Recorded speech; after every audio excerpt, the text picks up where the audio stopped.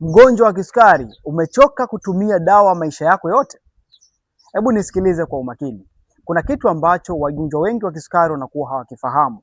Ukweli ni kwamba lazima ujue changamoto yako imesababishwa na nini, na unapojua chanzo cha tatizo inakuwa ni rahisi sana kuweza kusaidia wewe kuweza kuondokana na hiyo changamoto ya kisukari moja kwa moja. Inawezekana kisukari chako kina miaka 10, miaka 15, miaka 20. Umechoka kutumia dawa kwa sababu hauoni matokeo yoyote, lakini pia dawa ambazo unatumia ukiacha tu sukari yako inapanda vile vile. Ukweli ni kwamba inawezekana dawa ambazo unatumia lengo lake ni kushusha tu sukari, lakini sio kudhibiti kiwango chako cha sukari katika damu, kwa sababu sukari imeshaathiri mishipa ya damu, mishipa ya fahamu pamoja na seli zako zimekosa mwitikio moja kwa moja, na ndio maana sukari inabaki kwenye damu, haitumiki ndani kama nishati katika mwili wako. Sasa kama unahitaji kuweza kupata mwongozo sahihi wa dawa pamoja na vyakula gani inabidi uweze kuvitumia uweze kutokana na changamoto ya kisukari, leo hii tuko mezani tumekuletea programu hiyo, na hapa niko DHL natuma package yangu ambayo inaelekea Marekani kwa mgonjwa wangu ambaye ameshaanza matibabu.